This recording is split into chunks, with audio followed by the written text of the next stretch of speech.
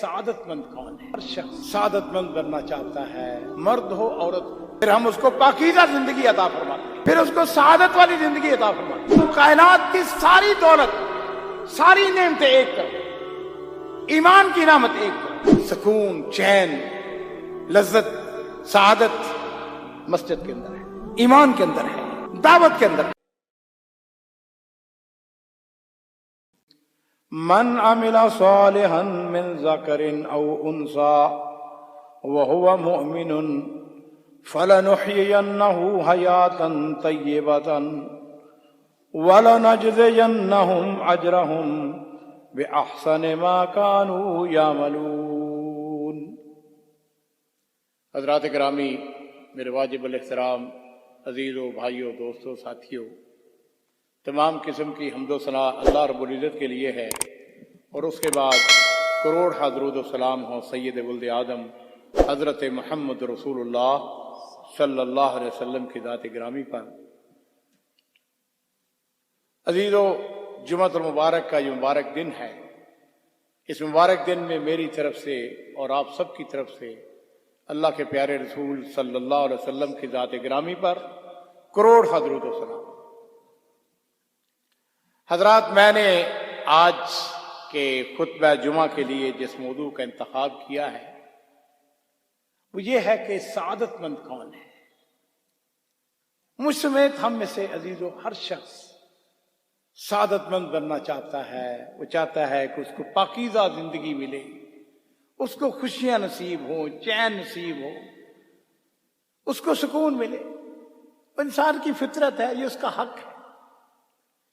آج کے خطبہ جمعہ میں ہم نے اس بات کا جائزہ لینا ہے کہ یہ جو پاکیزہ زندگی ہے، یہ سعادت والی زندگی، ہم اس کو کیسے حاصل کر سکتے ہیں، یہ کیسے ملتی ہے، یہ جن کو ملی ہے ان کے کیا احوال ہیں۔ عزیزو، ہوا یوں کہ ایک دن حسب معمول میں قرآن پاک کی تلاوت کر رہا تھا، سورہ نحل اور آیت نمبر 97 جو میں نے ابھی آپ کے سامنے تلاوت کی ہے۔ اس آیت کی تلاوت کرتے ہوئے میں رک گیا، اور جس وقت میں نے اس کے اوپر تھوڑا سا تأمل کیا، غور و فکر کیا، تو میں نے کہا عبد المالک، اس کے مخاطب تم خود ہو، اس کے مخاطب ہم سب خسارے ہیں، ساری کائنات ہے، ساری دنیا ہے۔ کہ اللہ تعالیٰ فرماتے ہیں من عمل صالحا من ذکر او انثى، کہ تم میں سے کوئی شخص مرد ہو عورت ہو، نیک عمل کرے، صالح عمل کرے۔ شرط کیا ہے؟ وہ ہوا مومن، اور وہ مومن ہو۔ تو پھر ہم کیا کرتے ہیں؟ فَلَنُحْيِيَنَّهُ حَيَاةً طَيِّبَةً، تو پھر ہم اس کو پاکیزہ زندگی عطا فرماتے ہیں، پھر اس کو سعادت والی زندگی عطا فرماتے ہیں۔ ہمارے محترم ڈاکٹر حبیب الرحمان کیلانی صاحب کے والد گرامی، ہمارے چچا مولانا عبد الرحمان کیلانی رحمہ اللہ رحمتاً واسعہ، بڑی خوبصورت تفسیر لکھی ہے، تفسیر القرآن۔ اس تفسیر کے اندر اور دوسری تفاسیر کے اندر اس آیت کا مفہوم آپ پڑھتے چلے جائیں، اس کے اندر لکھا ہوا ہے کہ فَلَنُحْيِيَنَّهُ حَيَاةً طَيِّبَةً کا معنی کیا ہے؟ اس کا معنی جو ہے وہ یہ ہے پاکیزہ زندگی، سعادت والی زندگی، رزق حلال، قناعت، جو کچھ اللہ نے دیا ہے اس کے اوپر قناعت اختیار کر لینا، عبادت کی توفیق، رزق حلال اور طیب رزق، یہ سارے معانی اور مفہوم جو ہیں اس آیت کے اندر آتے ہیں۔ اللہ تعالیٰ پھر فرماتے ہیں کہ من عمل صالحا من ذکر او انثى، مرد ہو عورت ہو، نیک عمل کرے، لیکن شرط کیا ہے؟ وہ ہوا مومن ہو۔ یاد رکھیے، آپ جتنے بھی خیر کے کام کر لیں، جتنے بھی اچھے کام کر لیں، اگر آپ مسلمان نہیں ہیں، مومن نہیں ہیں، اس کا کوئی فائدہ نہیں ہے۔ عبداللہ بن جدعان یہ حضرت ابو بکر صدیق رضی اللہ تعالیٰ عنہ کا رشتہ دار تھا، مکے کا امیر ترین آدمی، اس کی بڑی باتیں ہیں۔ جب اس کو معلوم ہوتا کہ کوئی شخص اپنی بچی کو زمین میں زندہ دفن کرنے والا ہے تو اس کے گھر چلا جاتا، اس کو جا کے کہتا کہ بھائی اس بچی کو زمین میں زندہ دفن نہ کرو، یہ میرے سپرد کر دو، میں اس کی پرورش کروں گا، جوان ہوگی اس کی شادی کروں گا۔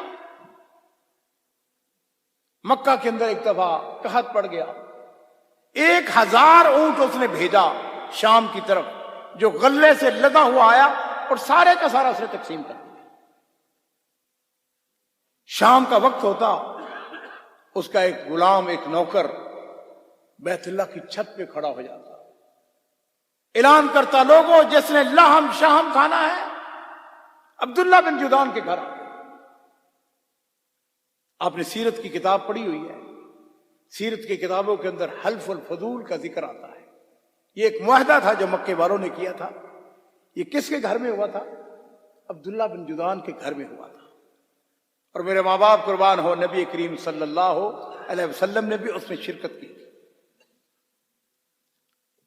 ایک دن ام المومنین سیدہ عائشہ صدیقہ رضی اللہ تعالی عنہا اللہ کے رسول سے عرض کرتی ہیں، اللہ کے رسول، عبداللہ بن جدعان نے لوگوں کو بڑے کھانے کھلائے، اس نے بہت ساری بچیوں کو زندہ درگور ہونے سے بچایا،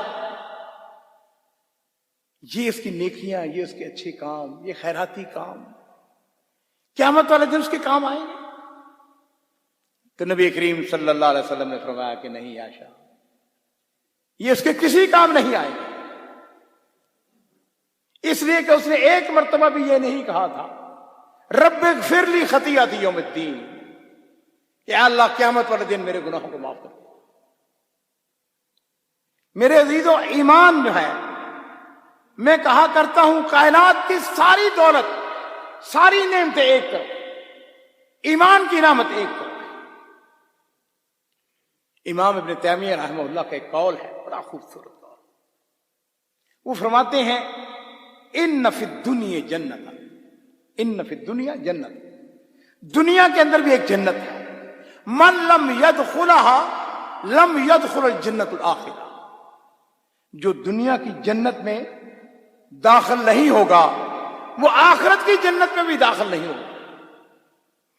امام صاحب سے پوچھا گیا وہ دنیا کی جنت کون سی؟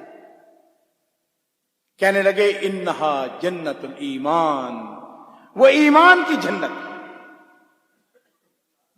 اس لیے میرے عزیزوں، میں یہ کہا کرتا ہوں، میں اور آپ کئی دفعہ اسٹوڈنٹ کے ساتھ، طلباء کے ساتھ، ساتھیوں کے ساتھ گفتگو کا موقع ملتا ہے تو میں ان سے پوچھتا ہوں، اچھا میں یہ بتاؤ کہ اللہ نے ہمارے اوپر بے شمار نعمتیں کی ہیں، وَإِن تُعُدُّوا نِعْمَتَ اللَّهِ لَا تُحْصُوهَا، ہم نہیں شمار کر سکتے، نہیں کر سکتے، لیکن سب سے بڑی نعمت کون سی؟ عزیزو، یہ سوال جو ہے بڑا آسان سے اس کا جواب ہے، اور وہ یہ ہے کہ کائنات کی ساری نعمتیں ایک طرف، ایمان کی نعمت ایک طرف، اسلام کی نعمت ایک طرف،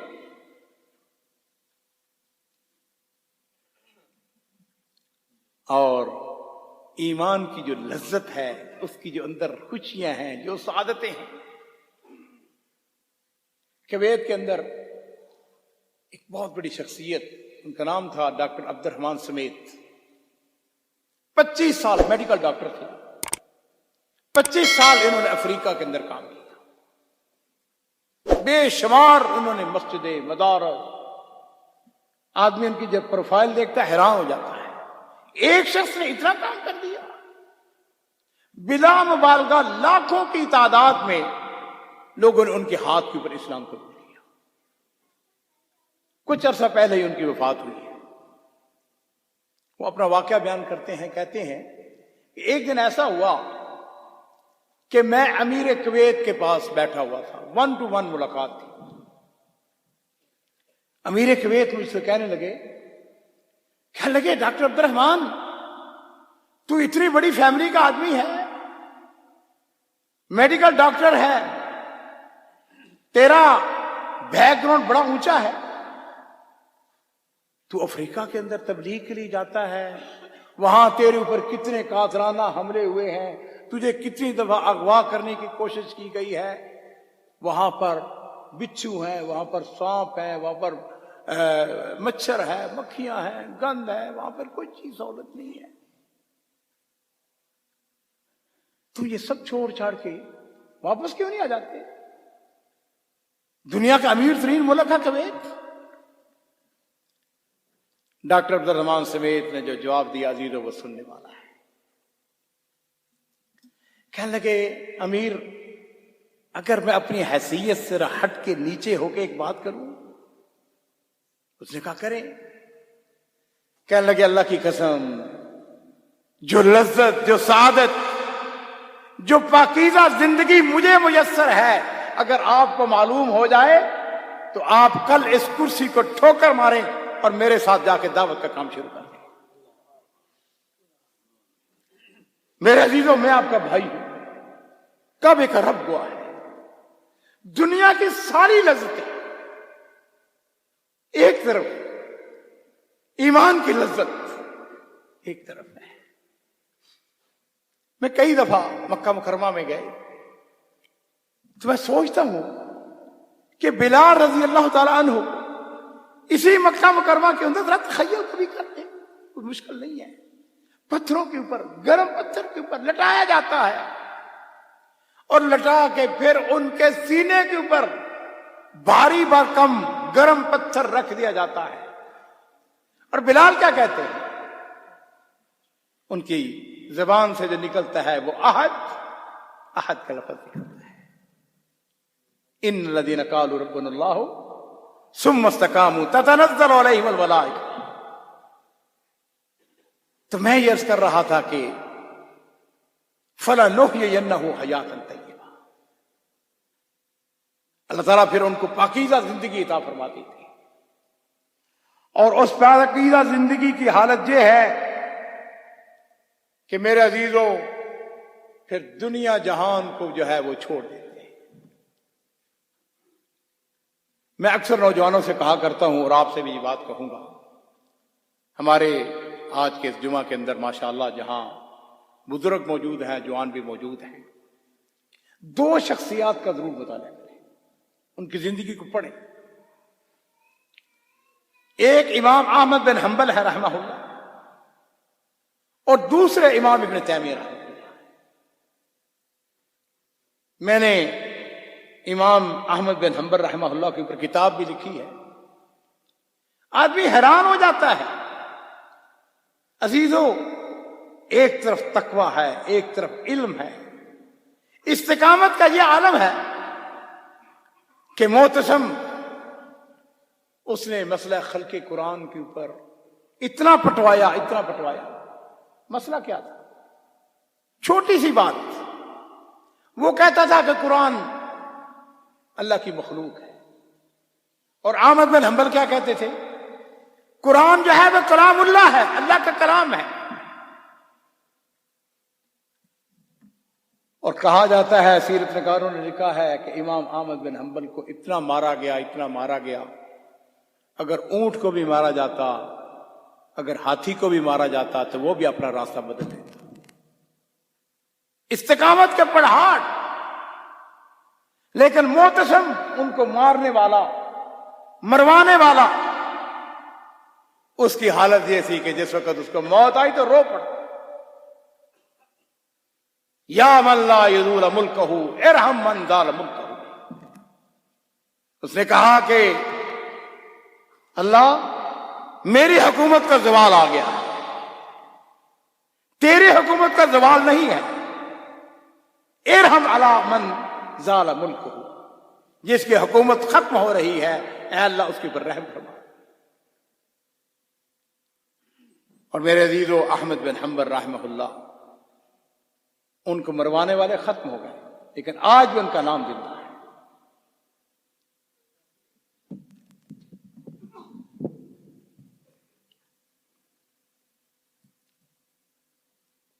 اللہ تعالیٰ قرآن پاک کے اندر ارشاد فرماتے ہیں وَمَنْ أَعْرَضَ عَنْ ذِكْرِي فَإِنَّ لَهُ مَعِيشَةً ضَنْكًا۔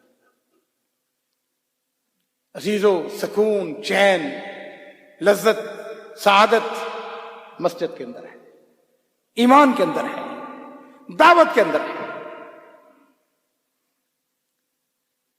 میں اپنی بات کرتا ہوں، واللہ سب سے زیادہ مزہ اس وقت آتا ہے جس وقت آدمی دین کا کام کرتا ہے، دین کی دعوت دیتا ہے.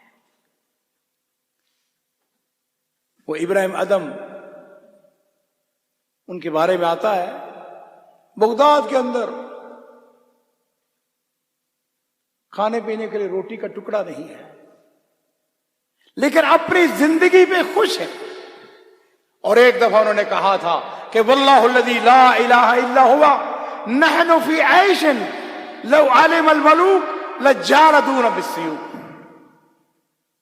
کہنے لگے اللہ کی قسم، جس لذت کے اندر، جس مزے کے اندر ہم ہیں، اگر حکمرانوں کو پتہ چل جائے وہ تلواریں لے کے آئیں، ہم سے وہ لذت چھیننے کی کوشش کریں.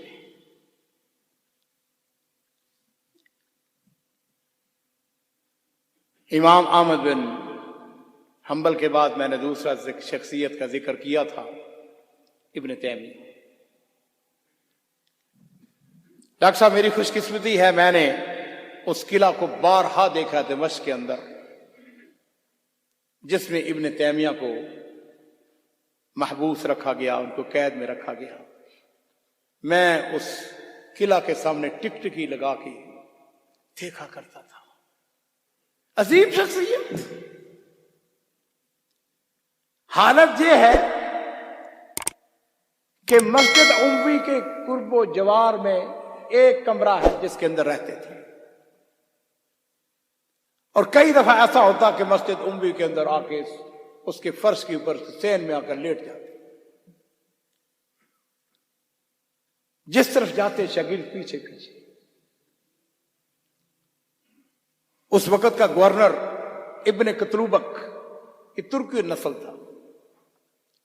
ایک دن اس نے بلا لی، اپنے پاس بلایا، اپنے دربار میں بلایا. ابن تیمیہ گئے.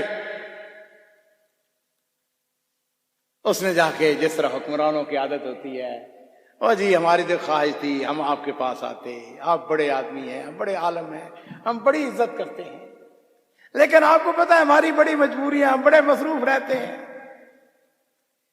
ابن تیمیہ نے ان سے کہا دعنا عن قدور الثقہ. ابن قطروبک اپنی ان نفرت بھری باتوں کو چھوڑو، بات کرو، کیا چاہتے ہو، کیوں بلایا ہے؟ کہنے لگا میرے جاسوسوں نے مجھ کو بتایا ہے زعم الناس انک ترید ملکا، کہ لوگ یہ کہتے ہیں مجھ کو ابن تیمیہ تمہاری حکومت پہ قبضہ کرنا چاہتا ہے. امام ابن تیمیہ رحمہ اللہ نے حقارت بری نظروں سے اس کی طرف دیکھا، کہنے لگے ملک یہ تیری بادشاہی، واللہ الذی لا الہ الا ہوا ملک کا و ملک آبائی کا و اجداد کا لا یساوی عندی فلسا. کہنے لگے اللہ کی قسم تیری بادشاہی، تیرے باپ کی بادشاہی، تیرے دادا کی بادشاہی میرے نزدیک ایک فلس سے بھی زیادہ اہمیت نہیں رکھتی. اس نے پھر کہا ابن تیمیہ یہ محنتیں، یہ کوششیں، یہ جدوجہد، یہ دروس، یہ شاگرد، بڑا مختصر جواب دیا. کہنے لگے انی ارید الجنہ. کہنے لگے میں جنت کا متلاشی ہوں، میں دنیا کا متلاشی نہیں ہوں. اور میرے عزیزو وَسَارِعُوا إِلَىٰ مَغْفِرَةٍ مِّن رَّبِّكُمْ وَجَنَّةٍ أَرْضُهَا السَّمَاوَاتُ وَالْأَرْضُ اعدت للمتقین. دوڑو، کوشش کرو، جدوجہد کرو، محنت کرو. کئی دفعہ میں اپنی مجالس کے اندر ذکر کرتا ہوں، میں کہتا ہوں ساتھیوں سے، میں کہتا ہوں ساتھیوں میرا اور آپ سب کا ایک ایجنڈا ہونا چاہیے، ون ایجنڈا، اور وہ ہے ہمیں جنت چاہیے، ہمیں جنت کا حصول چاہیے. کوئی ایجنڈا نہیں ہمارے سامنے. نہ ہم نے الیکشن لڑنا ہے. ہمارے استاد ڈاکٹر فضل الہی صاحب حافظ اللہ وہ فرمایا کرتے تھے کہ نہ ہمیں ووٹ چاہیے، نہ ہمیں کچھ اور کوشش چاہیے، نہ ہمیں مرتبہ چاہیے، نہ منصب چاہیے. فمن زحزح عن النار وادخل الجنہ فقد فاز. کامیاب کون ہے؟ کامیاب وہ ہے جو جہنم سے بچا لیا گیا اور جنت میں داخل ہو گیا، وہ کامیاب ہے. اور اب آئیے عزیزو، ہم تھوڑا سا آگے بڑھتے ہیں. باتیں بہت ساری ہیں، واقعات بہت ہیں. ہماری تاریخ اس قسم کے روشن واقعات سے بھری ہوئی ہے. جو اللہ والے ہوتے ہیں نا، دنیا ان کے نزدیک کچھ نہیں رہ جاتی. میں کئی دفعہ خود میں اپنے بات کرنے کوئی حرج نہیں ہے. 2 سال پہلے کی بات ہے، کرونا جب آیا، مجھے بھی کرونا ہو گیا. میں ہاسپٹل میں گیا. ریاض کی بات ہے، میں ریاض میں رہتا ہوں. یہ تقریباً یہ مسجد کا ایک بڑا حصہ سمجھ لیجیے، وی آئی پی روم. سامنے سڑک نظر آ رہی ہے، مین روڈ. اور ڈاکٹروں نے مجھ کو کہہ دیا کہ جناب آپ باہر نہیں نکل سکتے. اور میں نے اپنا محاسبہ کرنا شروع کیا. اور اس وقت حالت یہی تھی کہ جس کو کورونا ہو جاتا تھا یہ ہوتا تھا کہ بھائی اب گیا. میں نے اپنے آپ سے پوچھا، عبد المالک، یہ تیری ساری دولت، یہ تیرے سارے تعلقات، یہ تیری شہرت، یہ ساری چیزیں جو ہیں، جس وقت روح نکل جانی ہے فنش. اذا مات الانسان انقطع عمله. انسان جب فوت ہو جاتا ہے تو دنیا سے اس کا رشتہ ختم ہو جاتا ہے، الا بثلاث.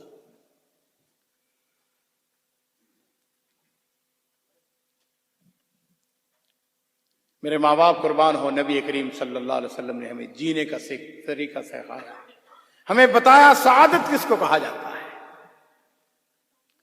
اپنے رب کے اوپر توکل، بھروسہ. غار ثور کے اندر ابو بکر صدیق تھے نا ساتھ. ابو بکر صدیق کہتے ہیں اللہ کے رسول، دشمن ہماری تلاش میں یہاں تک پہنچ چکا ہے، اگر اپنے قدموں کی طرف دیکھ لے تو ہم نظر آ جائیں گے. تو نبی کریم صلی اللہ علیہ وسلم نے کیا فرمایا تھا؟ ابو بکر لا تحزن ان اللہ معنا. ابو بکر کیوں غم کرتے ہو؟ اللہ ہمارے ساتھ ہے. اور یاد رکھو، جس کے ساتھ رب ہوتا ہے اس کو دنیا کی کوئی طاقت شکست نہیں دے سکتی.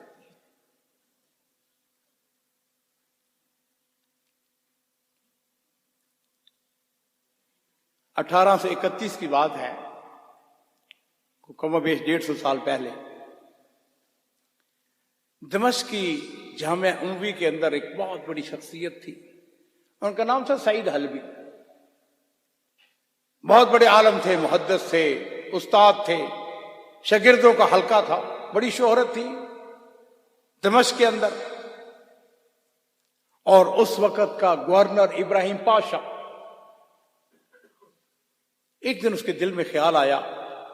اس نے کہا میں نے اس مولوی کی بڑی شہرت سنی ہے، میں بھی جا کے دیکھوں اس کے حلقے میں، اس کو جا کے ملاقات کروں، دیکھوں کون ہے. اس نے اپنے حاشیہ ساتھ لیا. بڑا جابر تھا، بڑا ظالم تھا، معروف تھا ظلم میں. اب یہ ایک عجیب اتفاق ہے، وہ دروازے سے آیا، جب داخل ہوا تو شیخ سعید حلبی جو ہیں وہ دروازے کے ساتھ بیٹھ کر بچوں کو پڑھا رہے تھے. اس دن شاید ان کی ٹانگ میں کوئی تکلیف تھی، یہ کوئی مسئلہ تھا، انہوں نے اپنی ٹانگ کو ایسے پھیلا رکھا تھا. گورنر آیا ابراہیم پاشا، اس کا خیال تھا کہ جس وقت میں داخل ہوں گا یہ اٹھ کے کھڑا ہو جائے گا، میرا استقبال کرے گا. لیکن ابراہیم پاشا نے اپنی ٹانگ اسی طرح پھیلائی رکھی اور بچوں کو پڑھا رہے ہیں، اپنے شاگردوں کو پڑھا رہے ہیں. ابراہیم پاشا کھڑا رہا اور پھر اس کے اوپر رعونت، اس کے چہرے پر غصہ. شاگردوں نے اپنے کپڑے سمیٹنے شروع کر دیے. ابھی حکم ہوتا ہے ہمارے استاد کی گردن کو اڑا دیا جاتا ہے. ابراہیم پاشا نے ایک عجیب فیصلہ کیا. اس نے اپنے حاشیہ کو کہا واپس چلو.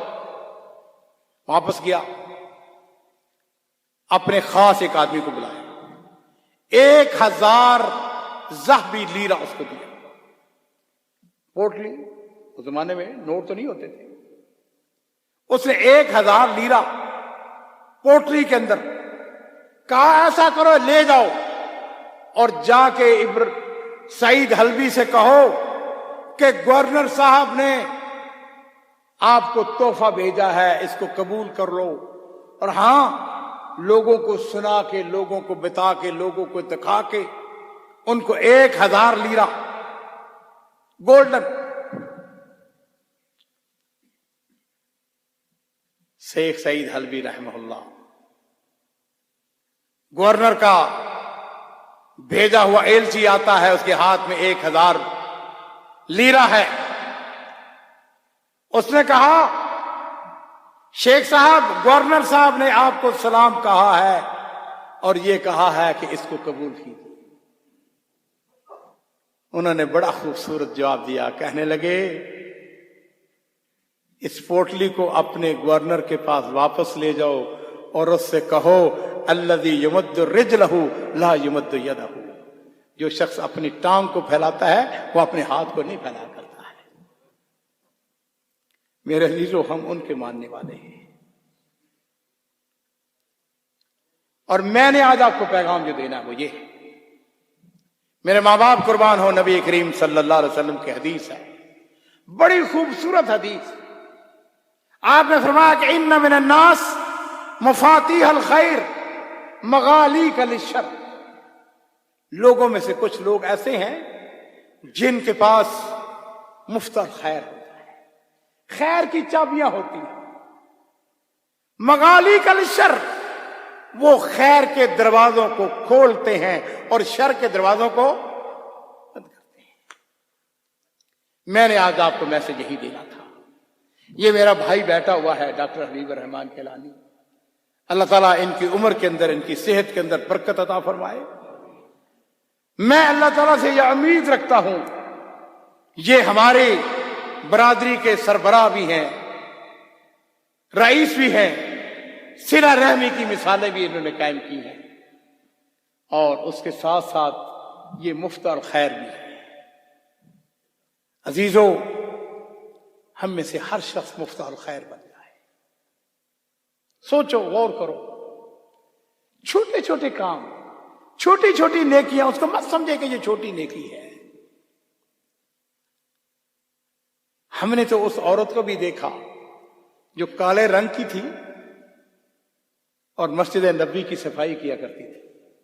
और मेरे माँ बाप कुर्बान हो, नबी अलैहिस्सलाम ने फरमाया उम्मे महजन किधर है, जो हमारी मस्जिद की सफाई किया करती थी। लोगों ने बताया, साहबा ने अर्ज की, अल्लाह के रसूल, बूढ़ी औरत थी, काले रंग की थी, अनपढ़ थी, गरीब थी, फकीर थी, लेकिन उसने कहा मैं दीन के लिए ये काम कर सकती हूं। वो मदीने के बाग में गई थी, उसने वहां से कुछ शाखें काटी, उसका झाड़ू बनाया और मस्जिद की सफाई करनी शुरू कर दी। इन्ना मिनन नास मफातीहल खैर मगालीक लिश्शर फतूबा लिमन जअलल्लाहु मफातीहल खैर बियदिही। नबी करीम सल्लल्लाहु अलैहि वसल्लम ने इरशाद फरमाया उसके लिए तूबा है। और तूबा के कई मायने बयान किए गए। एक माना जन्नत भी है और एक माना यह है कि तूबा जन्नत के अंदर एक दरख्त का नाम है और वो दरख्त की खूबी ये बयान की गई है कि उसका साया इतना बड़ा है, इतना बड़ा है कि 100 साल तक घुड़सवार उसके नीचे से गुजरता रहे, उसका साया खत्म नहीं होगा। फतूबा लिमन जअलल्लाहु मफातीहल खैर। मैं अक्सर अल्लाह ताला से एक दुआ किया करता हूं, अल्लाह मुझे सरापा खैर बना दे। आप भी दुआ किया करें। और मेरे अजीजों, हम में से हर शख्स सरापा खैर है, कोई मुश्किल नहीं है। नेकी जो है उसको मामूली मत समझो, कोई भी नेकी। हम कहते हैं सदका करना, शायद पैसे से सदका होता है। मेरे माँ बाप कुर्बान हो, नबी करीम सल्लल्लाहु अलैहि वसल्लम ने क्या इरशाद फरमाया? आपने इरशाद फरमाया तबस्सुमुका अला वजहि अखीक लका सदका। तूने अपने मुसलमान भाई को देखा, तेरे चेहरे पे मुस्कुराहट आ गई, ये तेरे लिए सदका बन गया। سراپا خیر بن جائیں گے۔ آج مجھے بڑی خوشی ہے، اس مسجد کی توسیع ہو رہی ہے، اور انشاءاللہ یہ ایک مبارک آدمی، میں کہا کرتا ہوں مولانا عبد الرحمن کیلانی وہ واقعتاً ولی کامل تھے۔ انہوں نے اپنی اولاد کی جس اعلیٰ طریقے سے تربیت دی، آدمی حیران ہو جاتا ہے، ایک ایک ہیرا ہے۔ خود انہوں نے ایسے ایسے کام کیے۔ میں تفسیر القرآن کو، اللہ کا شکر ہے، جب بھی میرا درس ہوتا ہے میرے سامنے ہوتی ہے، میں پڑھتا جاتا ہوں، ان کو دعائیں دیتا جاتا ہوں۔ واللہ اس لیے نہیں کہ ہمارے چچا تھے، جو نکات سمجھ نہیں آتے آسان طریقے سے مولانا عبد الرحمن کیلانی رحمہ اللہ نے اس کو حل کر دیا۔ انشاءاللہ ہم ان کی روحانی اولاد ہیں، ہم ان کی اولاد ہیں، ہم ان کا صدقہ جاریہ ہے۔ اور یہ مسجد جو ہے ان کے ہاتھوں میں، ان کے مبارک بیٹے کے ہاتھوں سے یہ کام شروع ہوا۔ انشاءاللہ یہ توسیع ہو رہی ہے، یہ توسیع مکمل ہوگی، اور انشاءاللہ ہم بھی اپنی طاقت کے مطابق اس میں حصہ لیں گے۔ آپ سے بھی یہ بات کہیں گے کہ ساتھیو یہ مفت الخیر ہے۔ ایک حدیث بیان کر کے بات کو ختم کروں گا۔ نبی علیہ الصلوۃ والسلام کی ایک حدیث، آپ نے ارشاد فرمایا کہ من بنا للہ مسجدا بنى اللہ لہ بیتا فی الجنہ۔ یہ حدیث آپ سب نے سنی ہوئی ہے، لیکن حدیث کا اگلا ٹکڑا جو ہے وہ یہ ہے کہ جس نے چڑیا کے گھونسلے کے برابر بھی حدیث مسجد بنائی، اس کے لیے بھی جنت ہے۔ میں نے اپنے ایک دن، ہمارے ساتھی ہیں، علم میں بڑے ہیں، میں نے ان کے ساتھ ڈسکس کرنی شروع کر دی۔ میں نے کہا یہ چڑیا کے گھونسلے کے برابر کیا مسجد ہے؟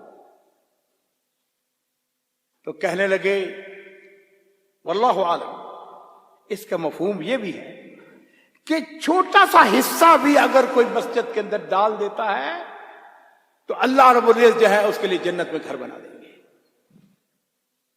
اور ڈاکٹر صاحب ایک سوال ہے، کئی دفعہ میں سوچتا ہوں یہ میرا اور آپ کا پیمانہ تو نہیں ہے رب کا؟ وہ رب السماوات والارض، ارض السماوات والارض۔ ایک دن حرم میں بیٹھے ہوئے تھے، ایسے ہی بیت اللہ شریف نظر آ رہا تھا، میں نے کہا میرے اللہ، میری خوش قسمتی تو ہے، یہ ہے کہ تو میرا رب ہے۔ اس رب کا پیمانہ میرا رب کا تو نہیں ہے، اس کے پاس کوئی کمی؟ وہ بدو تھا نا، اس کو کسی نے کہا کوئی تیرے پاس نیکیاں بھی ہیں؟ اس نے کہا پھر کیا ہوگا؟ اس نے کہا پھر تو نے مرنا ہے۔ اس نے کہا مرنے کے بعد کیا ہوگا؟ اس نے کہا مرنے کے بعد تیرا حساب لیا جائے۔ اس نے پوچھا کس نے حساب لینا ہے؟ اس نے کہا اللہ نے حساب لینا ہے۔ اس نے کہا اگر اللہ نے حساب لینا پھر ستے خیر آئے، پھر کون سی ڈرنے کی بات ہے؟ میرے عزیزو، یہ مسجد ہے، یہ اللہ کا گھر ہے۔ میرے ماں باپ قربان ہو، نبی کریم صلی اللہ علیہ وسلم نے اپنا گھر بعد میں بنایا ہے، پہلے مسجد نبی بنائی۔